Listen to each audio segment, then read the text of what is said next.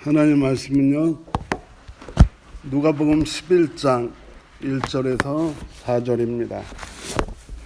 누가복음 11장 1절에서 4절입니다. 다 찾으셨으면 제가 받들어서 읽겠습니다.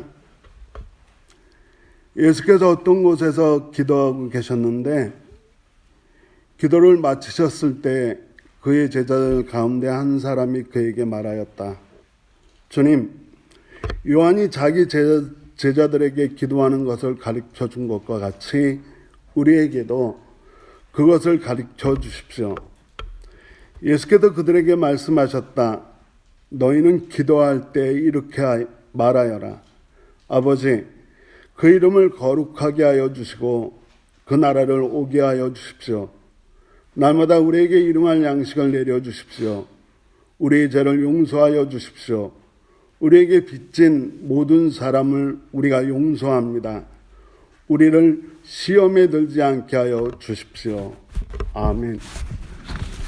예, 오늘은 기간별 찬양으로 우리 믿음 구역이 찬양해 주시겠습니다.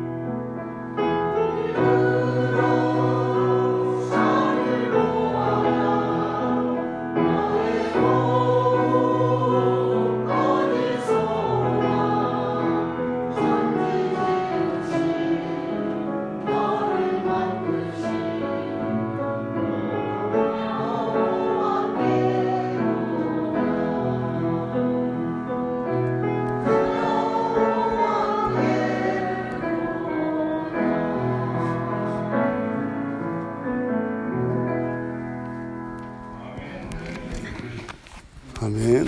감사합니다. 귀한 찬양에 감사를 드립니다. 날씨가 비가 와갖고 이안이 좀 습하고 답답하시더라도 함께 말씀 나누는데 집중해 주셨으면 좋겠습니다. 과거에 지리산을 여러 번 가봤어요. 혹시 지리산 가보신 분 있으세요? 예, 대부분 지리산 가면 일주일 중주 코스고 이렇게 다녀오잖아요. 사실 저는 그렇게 산을 좋아하는 편은 아닙니다. 그래서 지리산 종주할 생각은 전혀 못했고요. 그래도 여러 번 지리산을 갔었던 것 같아요. 그 중에 기억나는 건 한 번은 아주 짧은 코스로 지리산을 등반한 적이 있어요. 여기 계신 분들은 잘 모르겠지만 지리산을 가장 짧게 등반하는 방법은 소위 노고단이라고 하는 곳에 올라서 사실 노고단까지는 차가 다닙니다. 노고단까지 가서 거기서 정상에 올라갔다가 피아골이라고 하는 피아 골짜기를 따라서 영곡사라고 하는 곳으로 내려오는 길이 제가 생각하기엔 가장 짧은 코스 같아요. 오래전에 그 코스를 한번 등반한 적이 있습니다. 노고단에 올라가서 라면 하나 끓여 먹고 영곡사로 내려오는 것. 근데 피아골이 원래 굉장히 험한, 그러니까 옛날에 지리산 빨치산 있을 때 가장 격전지가 될 정도로 험한 부분이에요. 뱀사골보다 더 험한데 내려오는 길이라 간단하게 생각했었던 것 같습니다. 실수를 한 적이 있어요. 그냥 단순하게 하산하는 등산길이다라고 생각을 해서 노고단에서 지체하다가 좀 늦게 출발을 했어요. 그게 실수였죠. 그 산의 밤은 빨리 옵니다. 그죠? 산의 밤은 빨리 오는데 이미 그 피아골 산장이라고 그러면 중간 정도거든요. 피아골 산장에 이르렀을 때 이미 어두워져 버렸어요. 사실 그게 여러 번 갔던 일이 아니었기 때문에 산길이 어두워지자마자 같이 갔던 사람들이 너나 할 것 없이 지치기 시작했습니다. 밤이 되니까 쉬운 등산로도 제대로 못 찾고 결국 시간은 지체되고 배는 고파지고 발걸음은 느려지고 점점 지치는 거죠. 근데 다행스러운 건 그때 같이 등산했던 형님 중에 한 분이 굉장히 산을 좋아하세요. 이번 배낭에는 없는 게 없더라고요. 짧은 등산길이었는데도 그분 배낭 속에는 없는 게 없는데 마지막으로 꺼내놓은 게 꽤 오래전부터 그 배낭 밑에 있던 쪼꼬바, 뭔지 아시죠? 조그마면서 초콜릿도 있고 콩도 이렇게 버무려져 있는 거.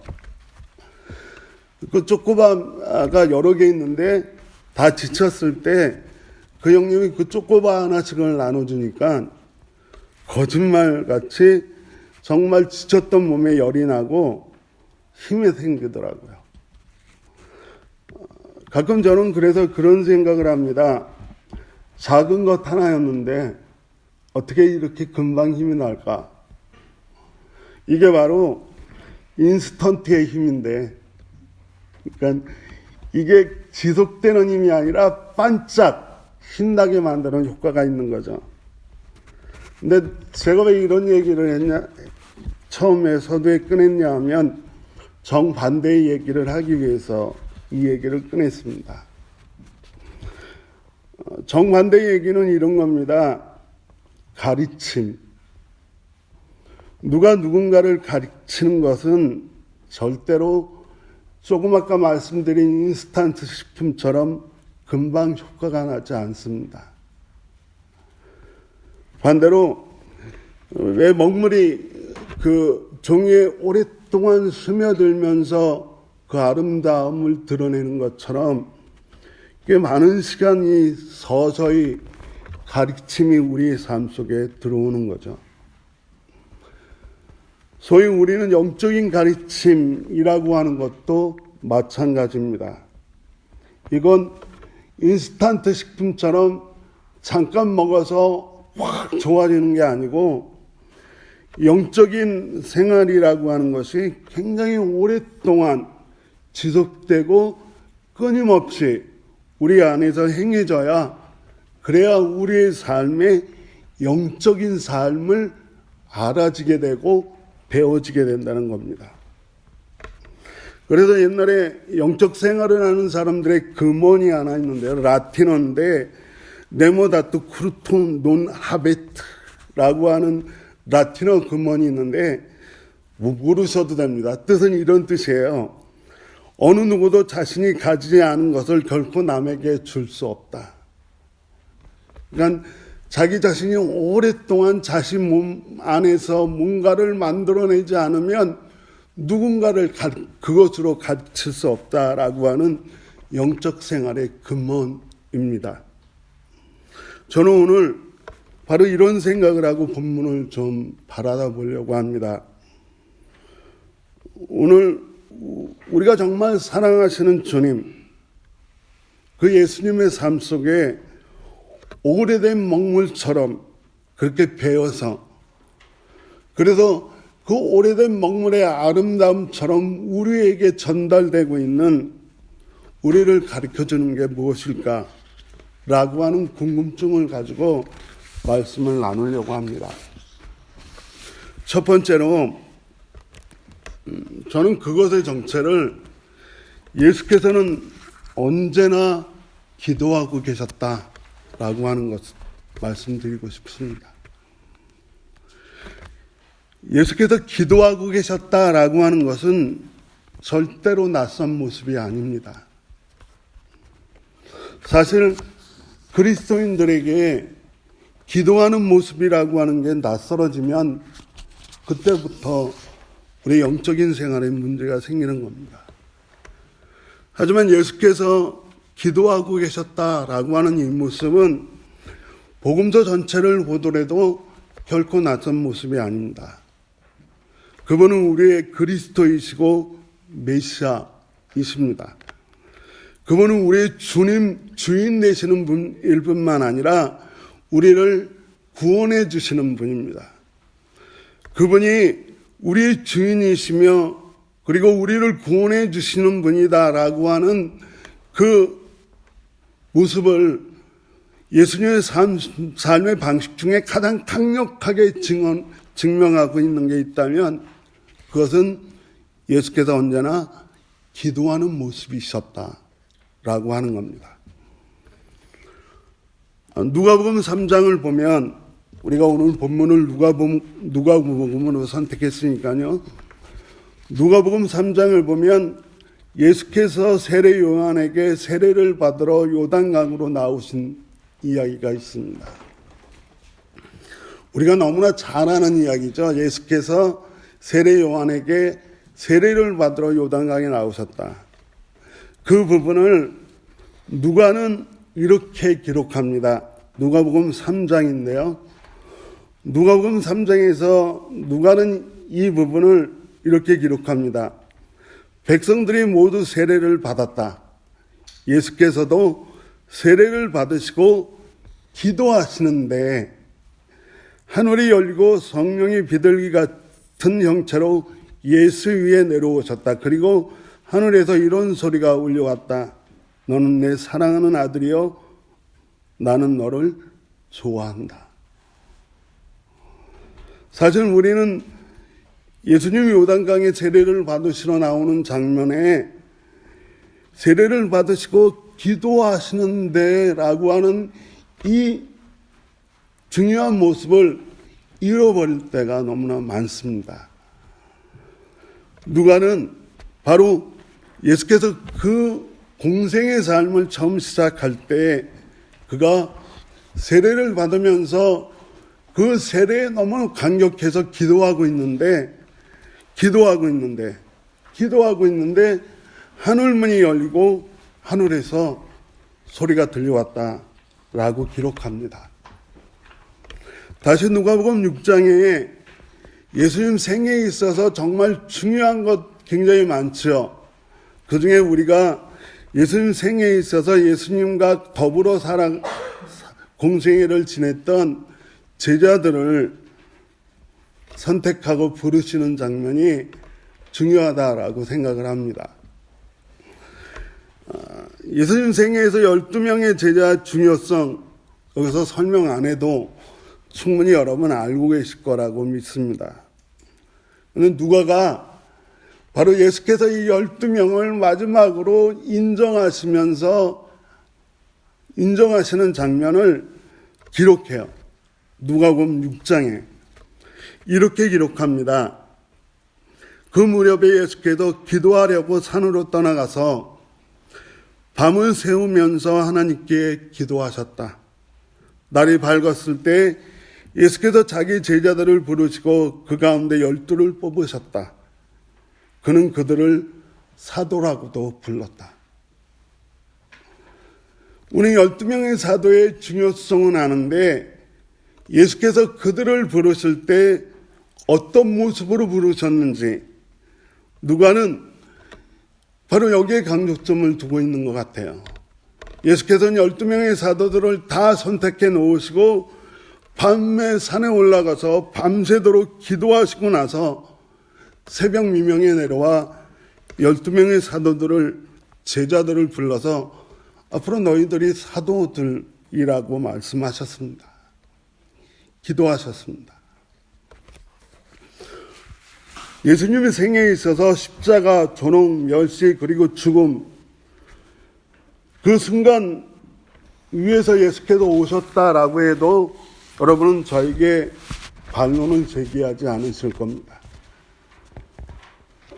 예수께서는 정말 그 순간을 위해 이 땅에 오셨죠.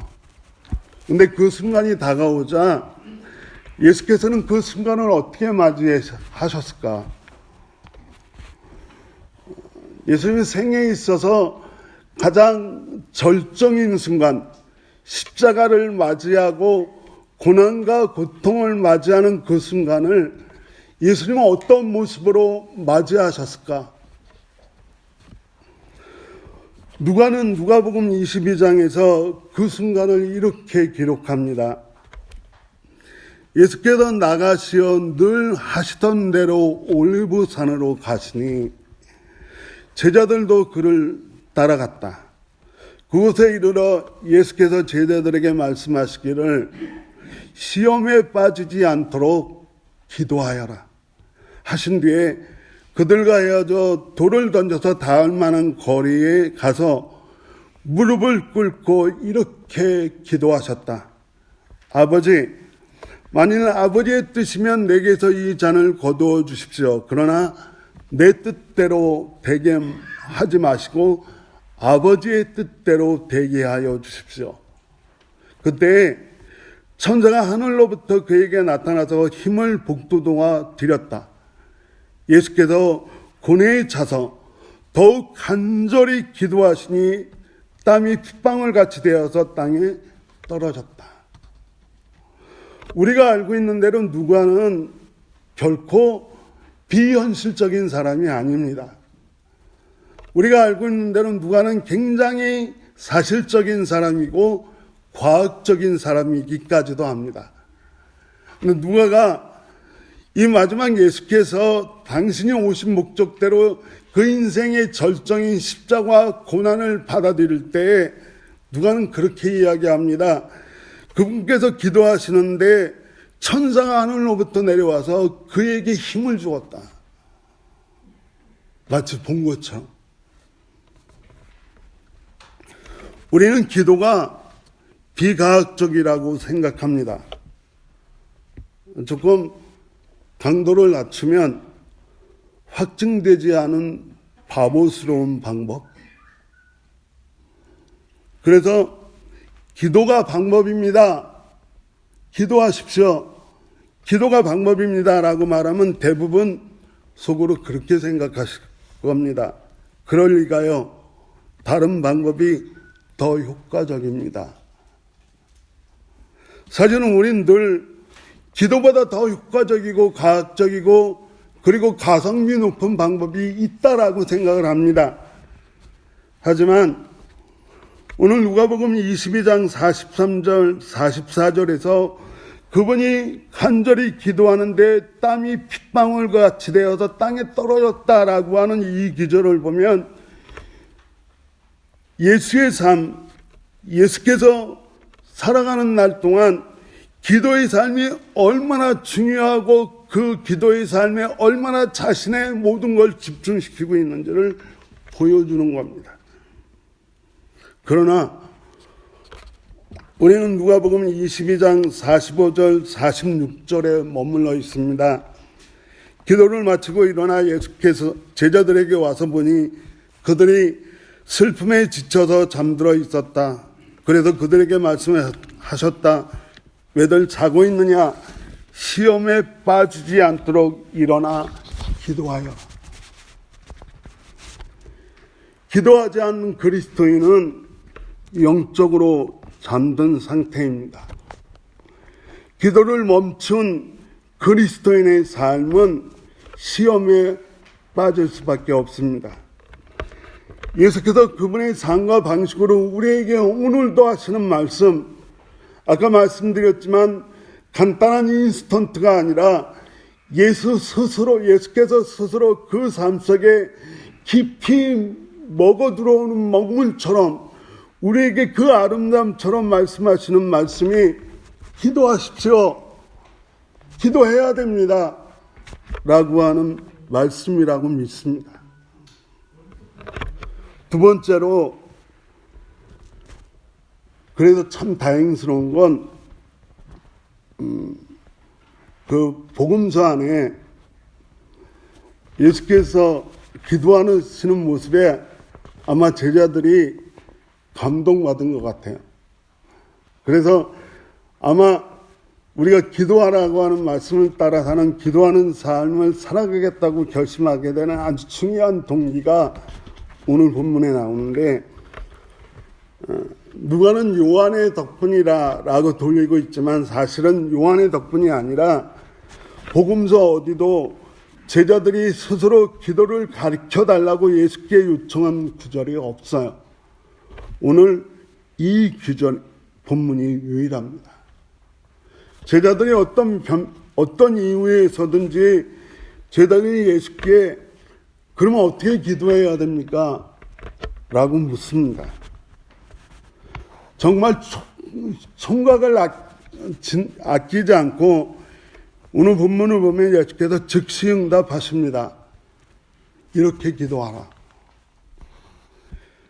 그리고 우리가 너무나 잘 아는 주기도문이라고 하는 걸 가르쳐 주시죠.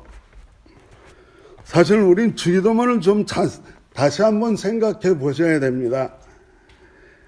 예수께서 이것을 기도하라 말장난 같지만 헬라어 본문에도 그렇게 돼 있어요. 제가 헬라어 본문을 찾아서 읽어드리고 싶었는데 사실은 헬라어를 다운받을 수 없어서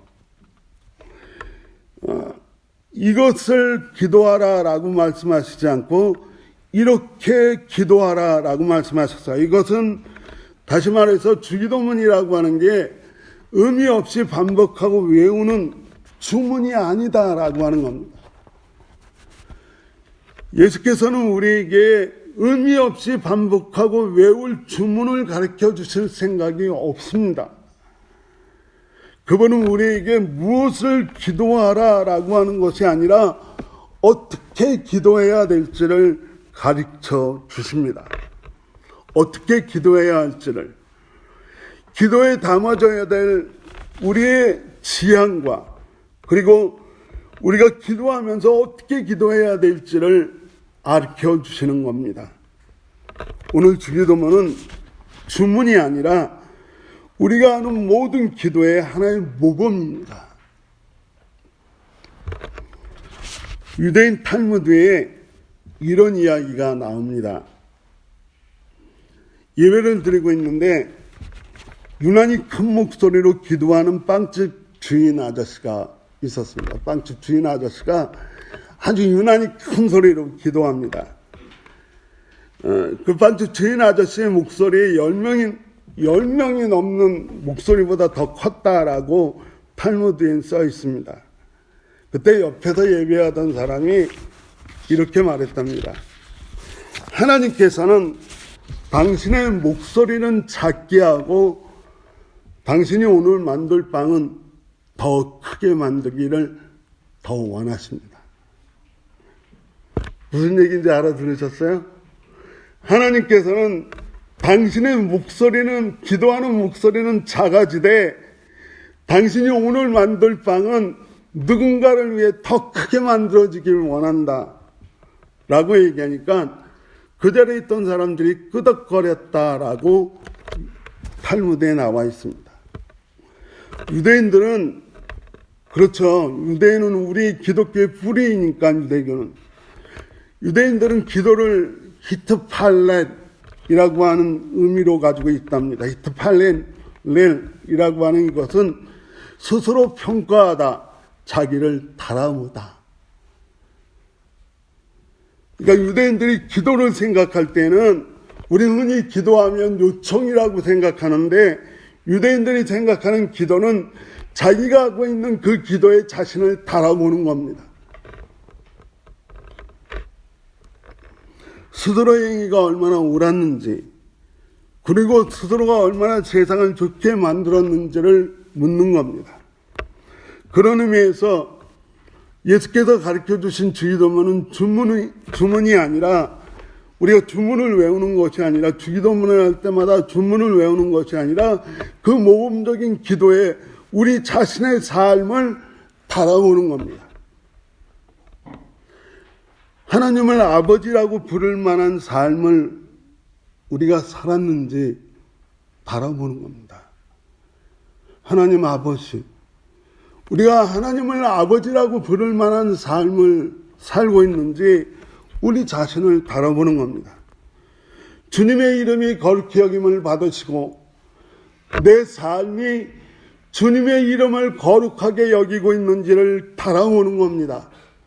정말 내가 주님의 이름을 거룩하게 하고 있는지, 나의 삶이 이 땅에서 하나님 나라를 실현하는 삶을 살고 있는지 바라보는 것이고, 일용할 양식을 구하는 모든 피조물들에게 그 일용할 양식을 공급하는 삶을 살고 있는지를 바라보는 것이고, 내가 죄 속에 살아갈 수밖에 없는 존재라는 것을 하나님 앞에 바라보는 것이고, 내가 용서하는 삶을 살아가고 있는지를 바라보는 것이고, 나를 스스로 시험하고 나 자신을 시험에 빠뜨리는 삶을 살고 있지 않은지, 내가 그 시험으로부터 멀어진 삶을 살고 있는지를 바라보는 것이 바로 주기도문입니다. 우리 스스로를 바라보는 거죠. 결국에 예수께서 동산에서 기도하실 때 마지막 기도가 이거 아니었습니까? 내 뜻대로 하지 마시고 당신 뜻대로 하십시오. 하나님의 뜻 안에 자신의 삶을 바라보고 자신의 삶 안에 얼마나 하나님의 뜻들이 이루어졌는지를 바라보는 것. 그래서 우리의 삶 속에 하나님 나라가 조금이라도 더 아름답게 실현되기 위해 하는 것이 기도입니다. 이제 말씀을 정리하겠습니다. 기도는 자판기가 아닙니다. 기도는 하나님의 뜻에 우리의 자신의 뜻을 일치시키는 행위입니다. 적어도 하나님을 아버지라고 부르면서 하나님의 뜻과 내가 가지고 있는 생각이 일치를 이루기를 원하지 않는다면 기도하실 필요 없습니다. 그러나 우리가 기도의 삶을 산다라고 하는 것은 언제나 내 삶 속에 하나님의 뜻을 발견하고 발견된 그 하나님의 뜻에 우리의 삶을 맞춰가는 겁니다. 기도는 나의 요구를 위한 것이 아니라 기도는 하나님의 뜻으로 내가 변화되기 위한 것입니다. 하나님의 뜻과 행위를 나의 뜻과 행위에 맞추는 것이 아니라 나의 뜻과 행위를 하나님의 뜻에 맞춰 변화시키는 행위가 바로 기도입니다. 그러기에 하나님의 뜻대로 살려고 하는 모든 그리스도인들은 오늘 말씀에 여러분을 달아보셔야 됩니다. 기도하는 것을 멈추지 마십시오. 기도를 멈추는 것은 나를 향해 다가오시는 하나님의 뜻이 멈추는 것을 이야기하고, 기도하는 것을 멈추지 마십시오. 기도하는 것을 멈추는 건 우리의 삶 속에 하나님의 나라가 실현되는 가능성을 차단하는 겁니다. 기도하십시오. 깨어서 기도하십시오. 그것이 우리가 오늘 주님의 제자로 살아가는 유일한 길입니다. 그래서 여러분과 함께 주기도문을 암송이 아니라 기도하고 싶습니다. 함께 주기도문으로 기도하겠습니다. 하늘에 계신 우리 아버지여, 이름이 거울 기업을 받으시오며 나라가 임하옵시며 뜻이 하늘에서 이룬 것 같이 땅에서도 이루어지리다. 오늘 우리에게 일용할 양식을 주옵시고 우리가 우리에게 죄진 자를 사해준 것 같이 우리의 죄를 사하여 주옵시고 우리를 시험에 들게 하지 마옵시고 다만 악에서 구하옵소서. 나라와 권세와 영광이 아버지께 영원히 있사옵나이다. 아멘. 기도하겠습니다. 하나님, 깨어 기도하는 저희가 되게 하여 주옵소서. 예수님의 이름으로 기도합니다. 아멘. 전능거 51장을 찬양하시면서 하나님 앞에